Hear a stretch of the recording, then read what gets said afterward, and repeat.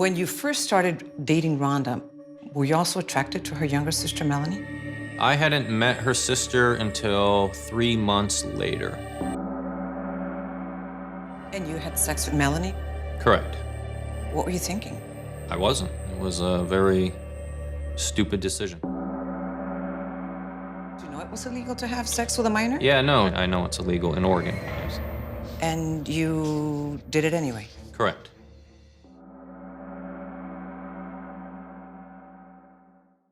On March 16, 2009, 23-year-old Rhonda Casto went on what would be her final hike along the Eagle Creek Trail near Portland, Oregon, with her boyfriend Stephen Nichols.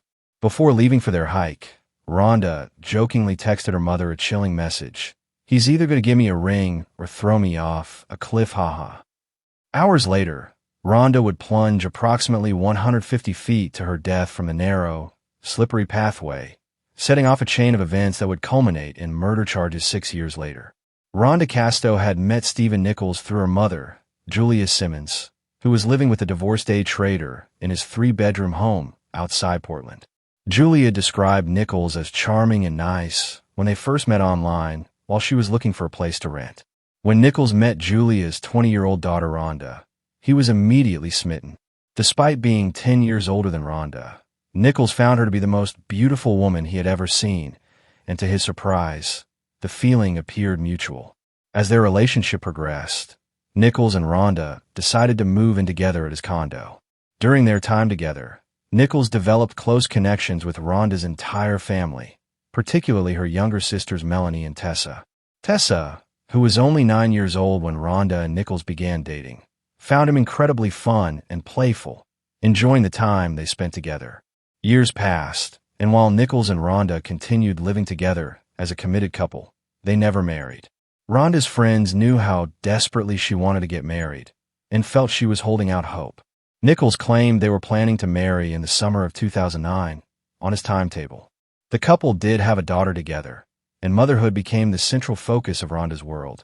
She cherished every moment with her baby girl and loved being a mom. However, Rhonda also yearned to restart her modeling career. According to Nichols, after giving birth, Rhonda struggled with her weight and felt disgusted with her appearance. He claimed they made a commitment to hike the 25 best trails in Oregon together as part of her weight loss efforts. Nichols expressed that things were going well in their relationship, and they rarely argued, believing they had become stronger than ever before.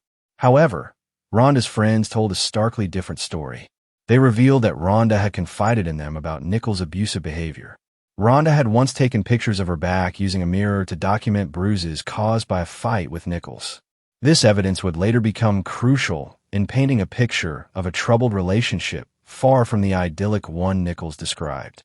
On that fateful March day in 2009, as the couple made their way down the Eagle Creek Trail, Rhonda captured a photo of Nichols using her cell phone. The weather was initially beautiful, but according to Nichols, Rhonda began behaving strangely. He claimed she asked him what would happen if anything ever happened to her and whether he would take care of their daughter. Nichols said he assured her he would. As the weather began to worsen, Nichols informed Rhonda it was time to head home. Instead of turning back, Nichols claimed that Rhonda wrapped a towel around her shoulders, declared herself Supergirl, and started running down the narrow, slippery pathway. Nichols maintained that he witnessed Rhonda slip and fall over the side of the trail. After Rhonda's fall, Nichols claimed he hiked down to the ravine where she had landed. Unable to get cell service, he said he held her body and tried unsuccessfully to call 911, leaving him no choice but to leave her behind and walk to the trailhead where he finally managed to contact emergency services. Later that day, rescue workers removed Rhonda's body from the ravine. Rhonda's family found Nichols' behavior during and after her memorial service deeply suspicious. According to them, he showed no emotion during the service, though Nichols claims the opposite is true, stating he was crying nonstop and that when he gets really sad, he shuts people out and wants to be alone. Shortly after Rhonda's death, Nichols packed up his and their daughter's belongings and moved to the other side of Oregon to live near his family. This sudden relocation left Rhonda's family wondering what had truly happened between the couple during the moments leading up to her death. In 2006, Nichols made the decision to relocate from the United States to China with his young daughter, marking the beginning of a new chapter in his life. He settled in Wuxi, a city located approximately 75 miles outside Shanghai. Having lived in China during his first marriage, Nichols had developed a love for the country and its people. While there, he was hired to teach English to Chinese business people, and his daughter quickly adjusted to life in China, becoming fluent in Mandarin within 2 months. During his time in China, Nichols met and fell in love with a woman named Landy Yan. Landy formed a strong bond with his daughter, taking on the role of a mother figure, which Nichols greatly appreciated. After 1 year of dating, Nichols proposed to Landy, and she accepted. In February 2015, Nichols and his daughter flew back to the United States where the couple planned to marry, intending to have 2 ceremonies, one in America and one in China, to accommodate both families. Nichols and his daughter arrived in the United States one day before his fiancée. As they got off the plane in San Francisco to catch their connecting flight to Oregon, an officer approached Nichols and informed him they needed to detain him because there was something wrong with his bag. Little did he know that this encounter would set off a chain of events that would change his life forever. Minutes later, police arrived and separated Nichols from his daughter. Unbeknownst to Nichols, during the entire time he had been living in China, detectives had been working diligently on Rhonda's death investigation. Suspicious circumstances surrounding Rhonda's fall from Eagle Creek prompted them to keep the inquiry open, and they eventually concluded that Nichols was responsible for her death. Rhonda's mother had been instrumental in keeping the investigation alive, reaching out to detectives constantly for updates. Police arrested Nichols at the airport for Rhonda's murder and extradited him to Oregon. Nichols later claimed he thought he was dreaming and hoped he would open his eyes to find himself home in China with Landy by his side. However, this was no nightmare. It was reality. Nichols' bail was initially set at $2 million. He spent the next 14 months behind bars awaiting trial before the judge reduced his bail to $250,000. His attorney secured the bond, and Nichols was released with an ankle monitor. When Rhonda's family learned of Nichols' arrest for murder, they were overjoyed, knowing that justice was finally being served. Rhonda's mother could not contain her emotions and burst into tears. The arrest brought a sense of relief and solace to Rhonda's loved ones, who had been mourning her loss for years. After Nichols' arrest, his attorney took an investigative team to the Eagle Creek Trail, where Rhonda fell to her death. They wanted to conduct experiments to prove to the court that Rhonda had slipped in an accident and was not pushed by Nichols. His defense attorney argued that the Eagle Creek Trail is one of the most hiked areas in the Columbia River Gorge because of the area's beauty. During one of Nichols' preliminary hearings, the medical examiner who performed Rhonda's autopsy revealed that her injuries were all below her waist. This discovery proved pivotal to Nichols' defense strategy, as it provided an opportunity to argue that Rhonda had taken her own life. The defense team contended that the impact of hitting the ground caused Rhonda's broken pelvis, providing evidence she had fallen feet first rather than tumbling head over heels, which would suggest she had been pushed. Additionally, the defense sought to utilize notes from Rhonda's therapy sessions as evidence. These notes stated that Rhonda was depressed but never expressed thoughts of suicide. Furthermore, Rhonda herself had described her relationship with Nichols as a loveless state. Nichols' defense team argued that Rhonda's depression and description of her relationship were indicators that she had chosen to take her own life. Nichols later claimed that Rhonda was depressed and had attempted suicide multiple times before they ever met. He also alleged that she struggled with substance abuse since the age of 12, claiming she had tried various drugs and experimented with a wide range of substances. However, Rhonda's family vehemently denied these allegations and accused Nichols of lying.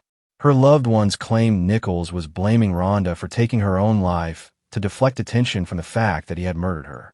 The medical examiner's report revealed only the presence of slight traces of marijuana and prescription medications for anxiety and depression that Rhonda was taking due to struggles with postpartum depression. Disturbing evidence emerged during the preliminary hearings that shed new light on Nichols' involvement. It was revealed that Nichols had been involved in a romantic relationship with Rhonda's 16-year-old sister Melanie while he was in his 30s.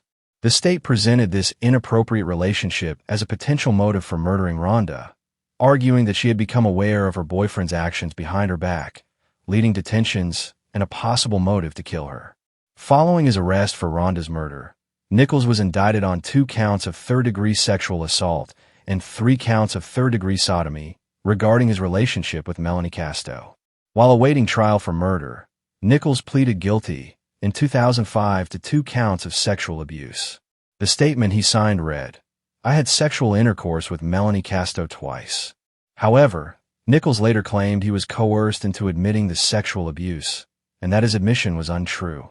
According to Nichols, the only reason he pleaded guilty was that the law would allow him to fight and potentially regain custody of his daughter. He stated he was desperate and wanted his daughter back. Nevertheless, Nichols would later admit he did have a sexual relationship with Rhonda's teenage sister, and the state presented evidence that this relationship lasted over 4 years. The state presented a text message Rhonda sent to her teenage sister Melanie just before she and Nichols went on that fateful hike. In the message, Rhonda referred to Nichols as a piece of garbage and said he had used Melanie to hurt Rhonda. Rhonda's mother stated that Rhonda knew Nichols was trying to drive a wedge between her and Melanie, and that Rhonda loved her little sister and wanted to repair their relationship. The court was provided with additional evidence indicating that Nichols had a deviant sexual past. It was revealed that just 6 months after Rhonda's death, Nichols was arrested and charged with 5 counts of sexual abuse for allegedly touching a 13-year-old girl. While Nichols refuted these allegations and maintained his innocence, he later admitted to sending a sexually suggestive text message and a picture with his shirt off to the victim. He acknowledged the inappropriate nature of his actions and pleaded guilty to 1 count of sexual harassment. At one of Nichols' preliminary hearings, the state presented the court with photos taken by Rhonda documenting her bruised back. Rhonda's best friend testified that she had witnessed Rhonda and Nichols fight several times and could hear them arguing in the background during phone conversations. In addition to these photos, the court also heard testimony from Nichols' ex-wife, who claimed he had attempted to suffocate her and throw her over the railing of their 8th-floor apartment in November 2003. Nichols was not charged with any crime in China in relation to this incident, and he denied the allegations. Rhonda's family firmly believed that Nichols was responsible for her death. They felt he murdered her to cash in on a life insurance policy he had taken out on her, which he had recently increased. Rhonda's mother expressed her suspicions, stating that Nichols had lost a substantial amount of money through day trading the previous year and was not financially stable. Furthermore, everyone who knew Rhonda could attest to the fact that she had a deep love for her 9-month-old daughter, and there was no way she would have taken her own life by jumping from Eagle Creek. In May 2017, Rhonda's family was shocked and horrified when they learned that the state had arranged a meeting with the defense and come to an agreement. Nichols pleaded guilty to the lesser charge of criminally negligent homicide. Although the state believed he had murdered her, prosecutors knew their case against him was weak due to the lack of physical evidence proving he had pushed her from the trail at Eagle Creek. Nichols was given credit for the time he served while awaiting trial, but had to remain on parole for 3 years. He had his ankle monitor removed and was released from custody. For Rhonda's family and friends, Nichols taking a plea deal was not justice. They felt he should have faced harsher consequences for his actions. During Nichols' sentencing hearing, Rhonda's sister made an impact statement expressing her anger and frustration, telling him he had destroyed her whole family and caused immense pain and sorrow. Rhonda's mother also expressed her confusion and frustration, stating she could not understand how Nichols could have taken away her daughter, leaving their family shattered.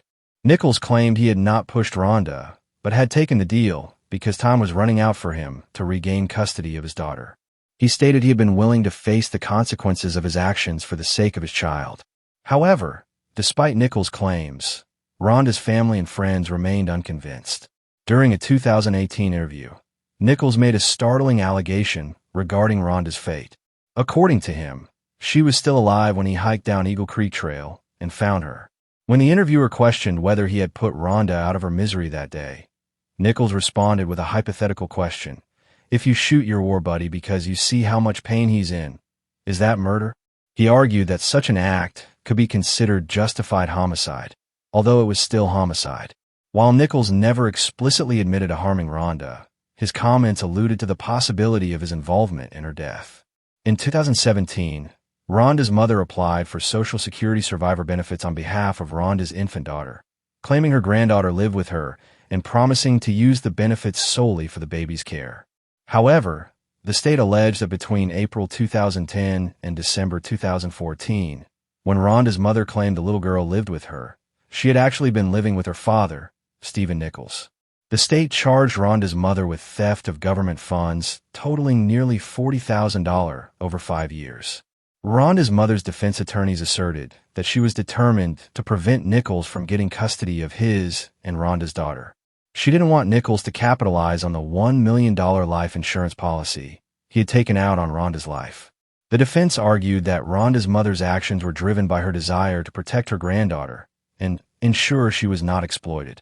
According to the defense, Rhonda's mother had a history of depression, which intensified after her daughter's death. To cope with her grief, she relied on marijuana as a means to self-medicate. The defense team contended she used the drug as a crutch that clouded her judgment and impaired her ability to think clearly.